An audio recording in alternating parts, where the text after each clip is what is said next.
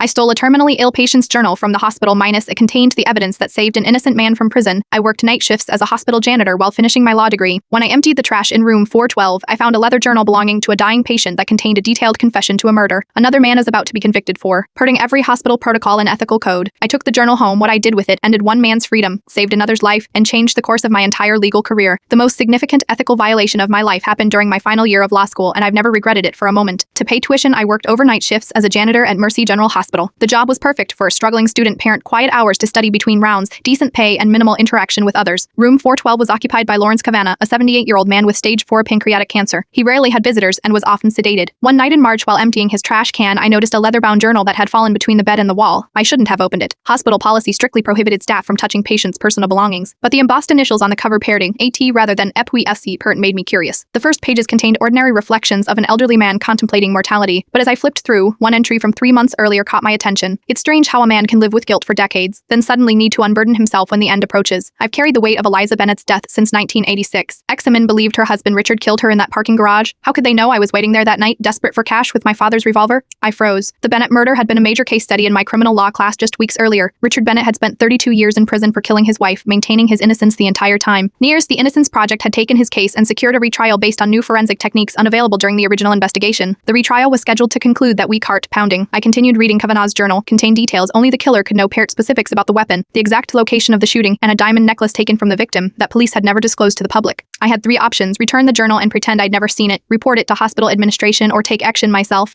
The first option meant potentially allowing an innocent man to remain in prison while the real killer died peacefully. The second option would trigger a bureaucratic process that might not resolve before the retrial ended or before Kavanaugh died. I slipped the journal into my uniform pocket that night. I read the entire journal, finding a clear, detailed confession spanning several entries. Kavanaugh described coming to terms with his mortality and his desire to meet his maker with a clear conscience. Puntern, though evidently not clear enough to come forward publicly. The next morning, I skipped my constitutional law class and drove to the courthouse where Bennett's retrial was in its final day. I approached the defense attorney during a recess, introduced myself as a law student, and explained what I'd found. Her initial skepticism turned to stunned silence as she examined photocopied pages I'd prepared. After verifying the hospital indeed had a patient named Lawrence Kavanagh, she immediately requested an emergency meeting with the judge and prosecutor. What followed was a legal and ethical whirlwind. The trial was temporarily halted. Police obtained a warrant to officially seize the journal parent which I had anonymously returned to the hospital's lost and found. Kavanagh, when confronted, initially denied everything, then confessed when presented with his own words. Richard Bennett was exonerated 3 weeks later after serving 32 years for a crime he didn't commit. Lawrence Kavanagh was charged with murder but died before facing trial. The hospital never discovered I was the one who took the journal. Had they identified me, I would have been fired and potentially prevented from passing the character and fitness evaluation required for bar admission. Instead, this experience shaped my entire legal career. After graduation, I declined offers from prestigious firms to join the Innocence Project. In the 15 years since, I've helped exonerate 23 wrongfully convicted individuals.